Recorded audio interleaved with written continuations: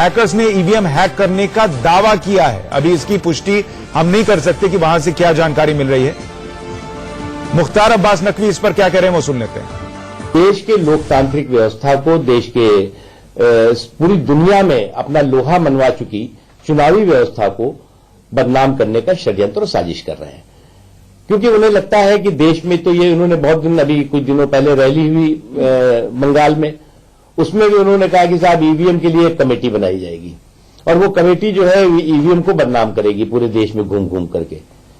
तो उन्होंने, देश में तो कोई इस बात को समझने वाला और स्वीकार करने वाला मिला नहीं, तो वो सीधे लंदन पहुंच गए और विदेश पहुंच गए। और विदेश में जो है वो कुछ ऐसी ताकतें, जो ताकतें की भारत की लोकतांत्रिक व्यवस्था की दुश्मन रही हैं, ऐसी ताकतों से गठजोड़ करके इस तरह की हरकतें और इस तरह के षड्यंत्र और साजिशें कर रहे हैं। इसीलिए हमने कहा कि ये ईवीएम हैक नहीं हो सकती, बट कुछ भारत विरोधी ताकतों ने कांग्रेस पार्टी के दिमाग को हैक कर लिया है और कांग्रेस पार्टी उसी मानसिकता के साथ काम कर रही है। अगर उन्हें लगता है कि ईवीएम में कोई कमी है, तो बार बार चुनाव आयोग ने ईवीएम की विश्वसनीयता और ईवीएम को हैक किया जा सकता है, इस बात के प्रमाण मांगे। और कभी भी वो चुनाव आयोग इस बारे में पहुंचे नहीं, कभी चुनाव आयोग में कोई प्रमाण नहीं दिया, कभी चुनाव आयोग को यह नहीं बताया कि साहब ईवीएम कैसे हैक हो सकती है। तो चुनाव से पहले ईवीएम के सिर पर ठीकरा फोड़ने की तैयारी कांग्रेस पार्टी अभी से कर रही है। उसको इस बात का एहसास हो चुका है कि देश का माहौल क्या है, देश के लोगों का माहौल क्या है, और कांग्रेस और उनके कुछ साथियों की जो नकारात्मक पॉलिटिक्स है, उस नकारात्मक पॉलिटिक्स का हश्र 2019 में क्या होने वाला है। सलाह क्यों नहीं देते कांग्रेस पार्टी को? अगर हैक किया जा सकता है तो वो भी हैक कर लें, चुनाव जीतने में। नहीं, इसीलिए हमने कहा कि क्या है कि उनका भारत विरोधी कुछ ताकतों ने उनके दिमाग को ही हैक कर लिया है। और जब दिमाग हैक हो जाता है तो इसी तरह के बहके बहके बेसुरे बेबुनियाद चीजें देश में तो लोग वह स्वीकार करने को तैयार नहीं रह गए। तो विदेशों में जाकर के भी इस तरह की हरकतें करने की कोशिश हो रही है, जिसमें कि वो कामयाब नहीं होंगे। और दूसरी चीज ये कि हमारे देश की जो लोकतांत्रिक व्यवस्था है, चुनावी व्यवस्था है, पूरी दुनिया के लोग आते हैं यहां, अध्ययन करते हैं। मैं पार्टी का चुनाव का काम वर्षों से देख रहा हूं। तमाम कंट्रीज के लोग आते हैं जो पॉलिटिकल पार्टीज से जुड़े हुए हैं, एडमिनिस्ट्रेशन से जुड़े हुए हैं, वो आकर के तारीफ करते हैं, कहते हैं साहब इतना बड़ा आपका दुनिया का सबसे बड़ा डेमोक्रेटिक कंट्री, और उसमें जिस सफलता के साथ लगातार ईवीएम के माध्यम से चुनावी व्यवस्था हो रही है और चुनाव हो रहे हैं और सफल हो रहे हैं, ये अपने आप में कमाल है। और दो लोग जो है, कई देश जो है, हमारे देश की ईवीएम से जो चुनाव और वोटिंग व्यवस्था है उसको देख करके अपने देश में जो है वो इस व्यवस्था को लागू कर रहे हैं। सर ये जो भी अभी आपको खतरा नहीं बढ़ गया है जिस हैकर ने 2014 में और फिर 2015 में ईवीएम हैक की, उसके साथ कांग्रेस पार्टी के नेता कपिल सिब्बल बैठे हुए हैं। 2019 का चुनाव अब कांग्रेस पार्टी ही जीतेगी। देखिए, एक बात तो आप समझ लीजिए, कांग्रेस के दिमाग को जिन लोगों ने, जिन भारत विरोधी ताकतों ने हैक किया है, उनको भी इस बात का अच्छी तरह से एहसास है कि एक परिश्रम, एक परफॉर्मेंस और एक प्रोग्रेस को समर्पित व्यक्ति देश का प्रधानमंत्री है, देश का नेता है। और उनकी लड़ाई जो है वो एक ऐसे व्यक्ति से है जो कि जिसने कि 4.5 पौने 5 सालों में 4.5 घंटे भी छुट्टी नहीं की होगी, और एक वो नेता है जो कि 4 घंटे जो है वो थोड़ी बहुत मेहनत करते हैं और 4 महीने की पिकनिक मनाते हैं। तो एक तो 4.5 सालों तक परिश्रम करने वाला व्यक्ति बिना छुट्टी के, और एक व्यक्ति वो है जो है 4 घंटे काम करके और 4 महीने पिकनिक मनाने वाले। इसलिए मुझे लगता है कि कोई इस तरह का चैलेंज नहीं है, और इस बात का एहसास उनको भी अच्छी तरह है। सर अभी तक कोई प्रूफ नहीं दिया है उन्होंने। इसके अलावा जो लगातार आप जैसे कह रहे हैं कि उनके साथियों ने भी मांग की थी कि कमेटी बनाई जाए और ईवीएम्स के ऊपर सवाल उठाए गए थे, क्या उन पार्टी को नहीं विचार करना चाहिए कि कपिल सिब्बल जो है कांग्रेस के नेता है, राज्यसभा के सांसद है, वो क्या कर रहे थे? देखिए, कपिल सिब्बल कुछ ऐसे बाई एक्सीडेंट नहीं गए थे। कपिल सिब्बल को जानबूझ करके भेजा गया होगा कांग्रेस की तरफ से, कांग्रेस के लीडर राहुल गांधी जी की तरफ से, श्रीमती सोनिया गांधी जी की तरफ से। और वो जिन लोगों को भी बदनामी, देश को बदनाम और देश के लोकतांत्रिक व्यवस्था को बदनाम करने की सुपारी दी गई है, उस सुपारी को लेकर के यहां से कोई ना कोई तो डाकिया जाना चाहिए ना, तो वो डाकिया भेजा गया है। इसे कहते हैं विनाशकाले विपरीत बुद्धि। कांग्रेस पार्टी और कांग्रेस की लीडरशिप को इस बात का एहसास होना चाहिए कि देश के लोग सब कुछ बर्दाश्त कर सकते हैं, देश को बदनाम करने की षड्यंत्र और साजिशों को कभी स्वीकार नहीं करेंगे। देश की लोकतांत्रिक व्यवस्था को विदेशों में जाकर के बदनाम करने की साजिश और षड्यंत्र को कभी नहीं स्वीकार करेंगे। और आप अगर देश को दुनिया में जाकर के बदनाम करेंगे, देश के अर्थव्यवस्था को बदनाम करेंगे, देश के प्रोग्रेस को की जो गाड़ी चल रही है उसको आप बदनाम करने की कोशिश करेंगे, तो देश इसको स्वीकार नहीं करेगा। आप हमारे देश के अंदर जितने भी आप हमको कोसना है कोस लीजिए, लेकिन आपके पास न कोई प्रमाण होता है। आप देश की राष्ट्रीय सुरक्षा को लेकर के दुनिया में आप देश को बदनाम करते रहे अभी तक, उसमें आप पिट गए, जनता ने भी उसको अस्वीकार कर दिया। आपको भी मालूम है कि आप सब झूठ बोल रहे थे, गलत बोल रहे थे। अब आप चल दिए कि साहब ये देश की जो हमारी चुनावी व्यवस्था है वही गड़बड़ है, उसी में गड़बड़ झाला है।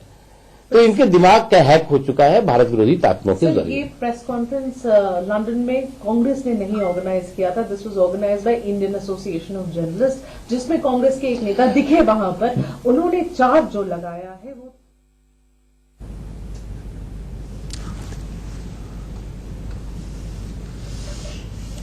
मुख्तार अब्बास नकवी को आप सुन रहे थे। उनका कहना है ये कांग्रेस की साजिश है कि इस तरीके से हैकाथॉन ऑर्गेनाइज किया गया है विदेशी सरजमी पर, ताकि देश की व्यवस्था जो है चुनाव आयोग की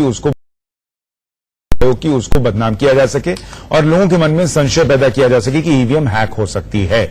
लेकिन ईवीएम को लेकर सवाल हमेशा उठते रहे हैं और इस पर चर्चा हम कर रहे हैं। आतिर खान हमारे सहयोगी भी जुड़ गए न्यूज रूम से। आतिर, पहले दर्शकों के लिए अगर आप बता सकें कि यह हैकाथॉन जो ऑर्गेनाइज हुआ है ये किसने किया है? क्या इसमें जो ईवीएम हैक की जा रही है वो वही ईवीएम है जो भारत में इस्तेमाल होती है, और अब तक क्या हुआ है वहां पर?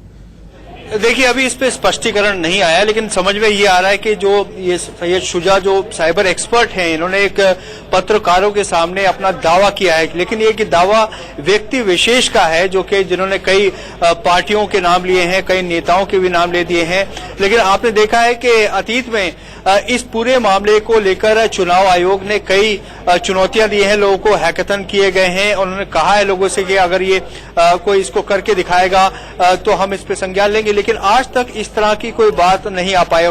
कोर्ट ने भी इस बात को इस पे काफी इसको देखा, पूरे मामले को समझा है। लेकिन अब क्योंकि ये दावा किया गया है, लंदन में ये दावा हो रहा है, जहां पे कई जानकारी ये भी आ रही है कि कुछ राजनेता भी वहां पर पहुंचे हुए थे और पूरे पत्रकारों को इकट्ठा करके इन्होंने इस तरह का दावा किया है कि इन पर हमला हुआ और कई जो राजनेता हैं उन पर भी इस वजह से हमला किया गया, क्योंकि उनको ये सारी गोपनीय जानकारी थी कि ईवीएम मशीन हैक हो सकती है। लेकिन अभी एक कहानी है एक व्यक्ति विशेष की। क्या होता है इस पे, क्या कार्रवाई होती है, क्या चुनाव आयोग इसका संज्ञान लेता है या फिर अदालत इस मामले में फिर से एक बार इसको देखना चाहती है, ये एक बड़ा सवाल है। इसलिए मुझे लगता है ये जिस ईवीएम को हैक करने की कोशिश की जा रही है इस हैकाथॉन में, वो वही ईवीएम है या नहीं जो भारत में इस्तेमाल होता है, ये बहुत अहम हो जाता है। क्योंकि मुझे याद है जब आम आदमी पार्टी की तरफ से सौरभ भारद्वाज ने दिल्ली विधानसभा में एक ईवीएम को हैक करने की बात कही थी, तो चुनाव आयोग ने साफ साफ यही कहा था कि हम जो ईवीएम बनाते हैं, जो भारत में बनती है, वो हैक नहीं हो सकती। किसी भी आप दूसरी मशीन को हैक करके दिखा दीजिएगा तो हम उसको नहीं मानने जा रहे। बिल्कुल ठीक बात है, क्योंकि जो मशीन से जो इस्तेमाल हो रही है, अगर उसको हैक किया जा सकता है तभी समझ में आता है। लेकिन ये एक कोई मशीन है और सैयद शुजा जो है ये दावा करते हैं कि इन्होंने भारत में जो मशीन है उनको भी डिजाइन किया, लेकिन इनका दावा कितना पुख्ता है, इसमें कितनी सच्चाई है, इस बारे में अभी कोई जानकारी नहीं है। ठीक है, अनुज अत्रे साहब, सवाल उठ रहे हैं कि कपिल सिब्बल वहां कैसे पहुंच गए, बाकियों को जानकारी नहीं थी, और वहां पहुंचने के लिए ऐसा तो नहीं कि अभी गाड़ी पकड़ी होगी ओला उबर और वहां पहुंच गए होंगे।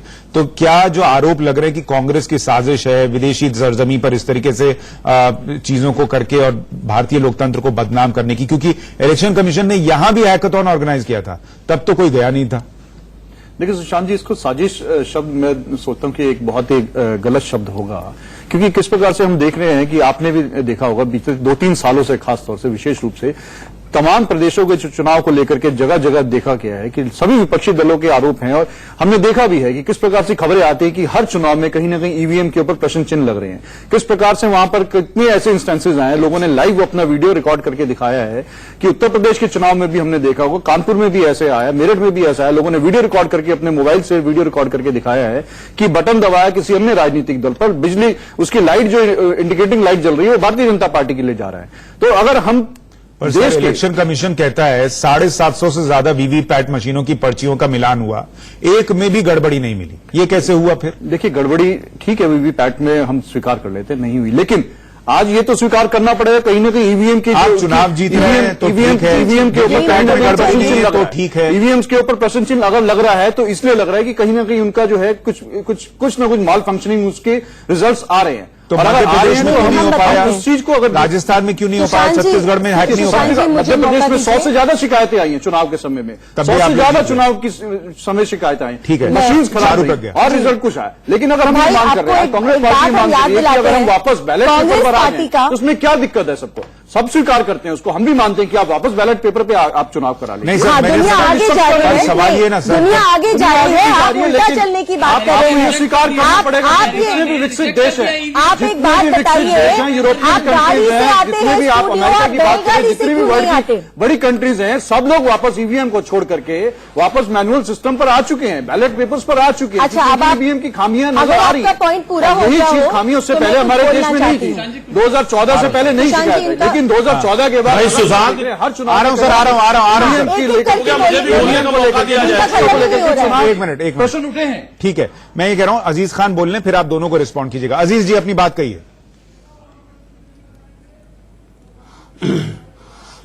देखिए सुशांत जी, मैं बड़ी गंभीरता से ईवीएम के बारे में सुन रहा था, मुझे 60 सेकंड का मौका दिया जाए।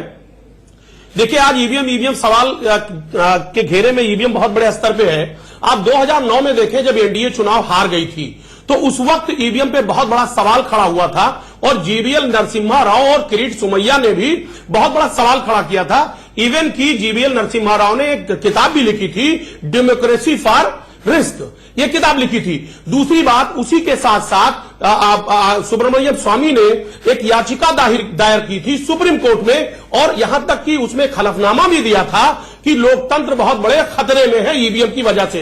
और साथ ही साथ जो किताब लिखा था जीवीएल नरसिम्हा राव ने, उसकी जो पृष्ठभूमि, उसकी प्रस्तावना जो लिखी थी वो आडवाणी जी ने लिखी थी। सवाल इस बात का है, ये कहीं ना कहीं बड़े सवाल के घेरे में एनडीए सरकार जब हार गई थी 2009 में तब रहा। दूसरी बात, अभी 18 जून को JLX एक वैज्ञानिक है अमेरिकन, उन्होंने एक प्रदर्शन किया था, एक डेमोन्स्ट्रेशन किया था, उसमें इन्होंने लगाया था एक उन्होंने बताया और दिखाया कि माइक्रो प्रोसेसर ईवीएम में लगाकर अगर उसे मोबाइल के ब्लूटूथ से जोड़ दिया जाए तो उसे हैक किया जा सकता है। सवाल इस बात का है कि बहुत सारे प्रमाण इसके पहले मिले हैं। उसके साथ साथ मैं आपको बताऊं सुशांत भाई कि भिंड में पिछले साल एक चुनाव सुशांत जी, अब मैं दोनों की बातें सारी सुन चुकी हूं। मैं एक काउंटर क्वेश्चन कर लूं, फिर आप जवाब दीजिए। मुझे बस इतना बताइए मेरी बात सुनिए आप। सर मेरी बात सुनिए, यही मैं आपसे कह रहा हूं कि आप ये कह रहे हैं ना कि जो ईवीएम है उसमें एक्सटर्नल चिप लगेगी, फिर जाके वो ब्लूटूथ से हैक होगा। वो एक्सटर्नल चिप कहां लग रही है, किस जगह पे लग रही है? आप बात रखने दीजिए ना सुशांत जी। जी जी, आप बात 1 मिनट में रखने वाले थे मेरे भाई, आप 3-4 मिनट से बोल रहे हैं, अब आप मुझे बोलने का मौका दीजिए। आप सबसे कमाल की बात, आप सबसे कमाल की बात सुशांत जी ये कहिए, ईवीएम क्यों चाह रहे हैं? आपका हो गया कहीं दाल में कुछ काला है, क्योंकि अगर देश की जनता विपक्ष चाह रही है बैलेट पेपर से, तो आप सुन लीजिए, आपने 60 सेकंड मांगे थे, आप रिस्पॉन्स सुन लीजिए। ये बहुत बड़ा सवाल है। आप 60 के बदले आप 500 बोल चुके हैं सेकंड, लेकिन अब आप रिस्पॉन्स सुन लीजिए। हर चुनाव के रिजल्ट के पहले राहुल गांधी जी पहले ही ट्वीट कर देते हैं ईवीएम में कोई दिक्कत ना निकले। चुनाव अगर जीत जाते हैं तो ईवीएम में कोई दिक्कत नहीं आती। आप ये देखिए, मध्य प्रदेश में कुछ नहीं बोले, छत्तीसगढ़ में कुछ नहीं बोले, राजस्थान में कुछ नहीं बोले, लेकिन तेलंगाना में एक चीज मैं और बोलना चाहती हूँ कि आप जब बोल रहे थे मैं बीच में नहीं बोलती थी, आप बीच में मत बोलिए, आप बीच में मध्य प्रदेश में मजाक बना के रखिए। ताहिर साहब जब आप रिस्पॉन्ड कीजिएगा बोलिएगा, 1 मिनट उनको पूरी कर लेने दीजिए, फिर मध्य आप प्रदेश में मजाक बना दिया गया था, अंदर जहां पर ईवीएम लॉक थे वहां ताले लगाकर बाहर कार्यकर्ताओं को सुनाया गया था पूरी रात, सर्दी में मजाक बना के रख दिया। एक तरफ हमारे पार्टी के प्रधानमंत्री हैं जो विदेश जाते हैं, नाम कमा कर आते हैं, मैं ये कह रहा हूं कि अगर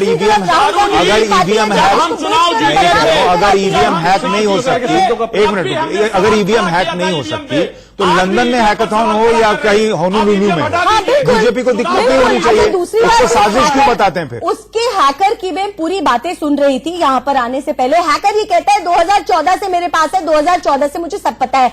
ये बताइए कांग्रेस पार्टी आज ही क्यों चिल्ला रही है? 2014 से आज तक इस हैकर को इंडिया क्यों नहीं लेकर आई? इसको यहाँ बिठाकर इसी तरीके का ड्रामा क्यों नहीं करा गया? आप विदेशी धरती पर जाकर या तो इलेक्शन कमीशन ने हैकाथॉन ऑर्गेनाइज किया था, फलाई साहब वहां पर नहीं गए थे। लगातार सवाल उठता रहा है, मतलब ईवीएम पे लगातार सवाल उठता रहा है, लेकिन एक बात समझिए, जब इतनी तरफ से आवाजें उठ रही है, पूरी दुनिया से आवाजें उठ रही है, तो आप इसको रूल आउट नहीं कर सकते, डिस्कार्ड नहीं कर सकते। हमारी इलेक्शन कमीशन की तारीफ कर रही है। भारत जैसा डेमोक्रेटिक प्रोसेस दुनिया में और कहीं नहीं होता। आपके कर रहे थे चारू जी, उनको बोलने दीजिए। हाँ ठीक है, बोलिए। ये बात स्टैब्लिश हो चुकी है कि ईवीएम को टेम्पर किया जा सकता है। कैसे स्टैब्लिश होगी? ये स्टैब्लिश बात है। पूरी दुनिया में जो ईवीएम यूज हो रहा है, जो हमारे यहाँ यूज हो रहा है, में फर्क है। अरे सर, पूरी दुनिया के अंदर हर मोबाइल, 1 मिनट, मोबाइल हैक हो सकता है और हर कंपनी का मोबाइल हैक हो सकता है। एंड्रॉइड और एप्पल की बात करें। हाँ, तो वही मैं कह रहा हूँ, एप्पल, हाँ तो एप्पल में नहीं होता ना, एप्पल हैक नहीं होता ना, तो आप बोलेंगे कि एंड्रॉइड होता है तो एप्पल भी होता है, ये क्या बात है? आप देखिए, ये तो बीजेपी वाले बोल रहे हैं ना। अरे मैं आपसे सवाल पूछ रहा हूँ, आपने कहा प्रूव हो गया है, तो ये हैकाथॉन की जरूरत क्या है फिर?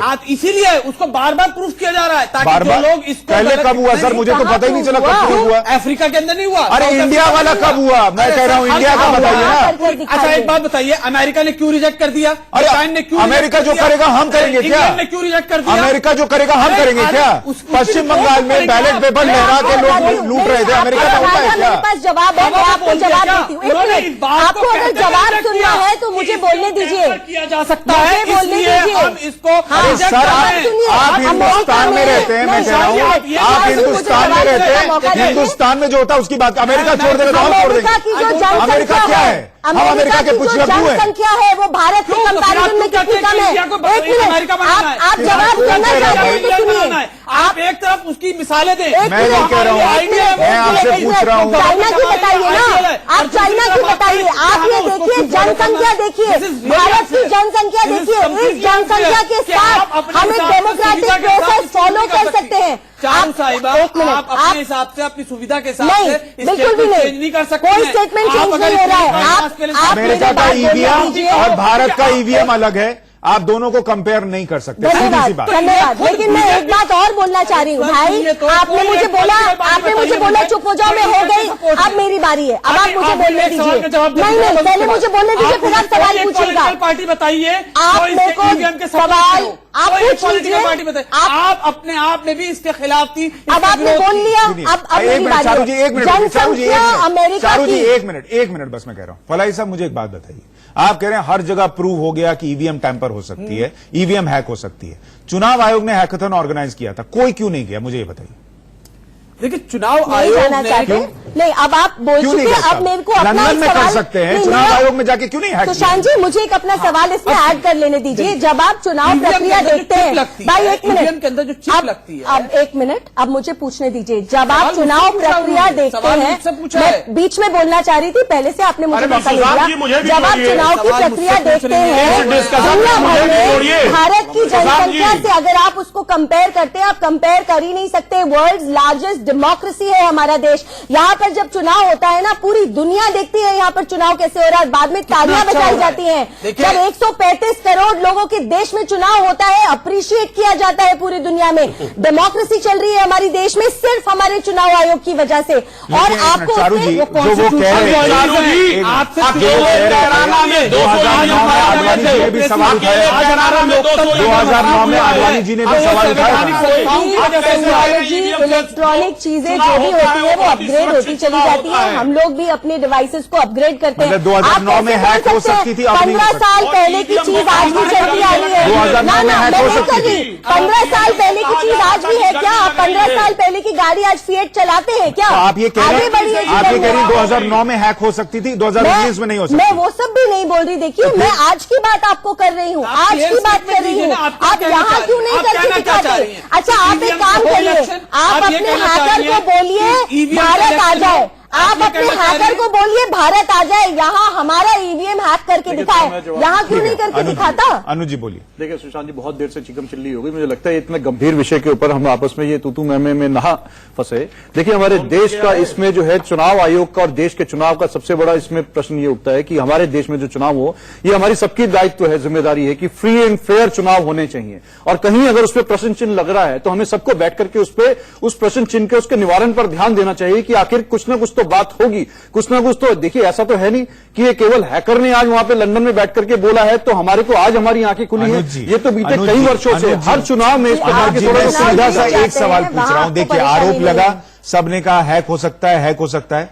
चुनाव आयोग ने क्या कहा कि मैं सब पार्टियों को बोल रहा हूं आइए हैकाथॉन ऑर्गेनाइज कर रहा हूं, अपना ईवीएम एक मिनट जो ईवीएम भारत में इस्तेमाल होता है वो दे रहा हूं, इसको आप इस्तेमाल कीजिए और हैक करके दिखाइए। कोई क्यों नहीं गया था?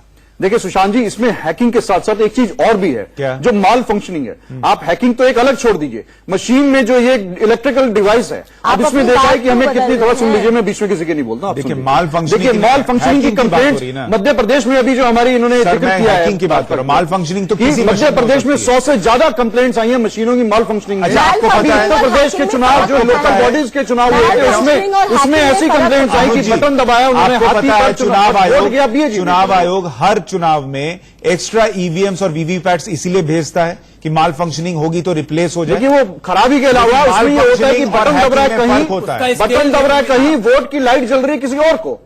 अरे तो बहुत सारा उसका निष्पक्षता की बात आ रही है। अच्छा, हम लोग ये कहते हैं, हम लोग चाहते हैं कि जिस प्रकार से अगर आज हमारे जितने भी डेवलपिंग नेशंस हैं, आज आप बात करिए इसमें डेवलपिंग नेशंस भी वापस अपनी ईवीएम जिन लोगों ने आज उन्होंने ईवीएम बंद करके वापस बैलेट पेपर पे आए, क्योंकि ये खाली एक आतिर खान हमारे साथ हैं क्या? जा सकते हैं, हमें पूरे 5 साल का अपने देश का आतिर आप हमारे साथ हैं क्या? चुनावी नतीजों के ऊपर निर्भर होता है। तो हम अगर 2 दिन 1 दिन 2 दिन अगर नतीजों पे लगा दें तो हमारे 5 साल उससे ठीक है। एक और बड़ी खबर इस वक्त आ रही है, बता दें। इलेक्शन कमीशन ने ये जो हैकाथॉन हो रहा है जिसमें ईवीएम को हैक करने की बात कही जा रही है, उसको लेकर नाराजगी जाहिर की है, वो भी हम आपको बता दें। ईवीएम बहुत कड़ी सुरक्षा के बीच बना है, चुनाव आयोग का यह कहना है, और इलेक्शन कमीशन कह रहा है कि यह प्रोपेगेंडा फैलाने की कोशिश है। ईवीएम हैकिंग पर ईसी ने नाराजगी जताई है। ईवीएम फूल प्रूफ है, ये इलेक्शन कमीशन का दावा है, और इसीलिए इलेक्शन कमीशन बार बार ये कहता है कि हम जो ईवीएम इस्तेमाल करते हैं उस मशीन को हैक करके दिखाइए। आप कौन सी मशीन हैक कर रहे हैं हमको नहीं पता,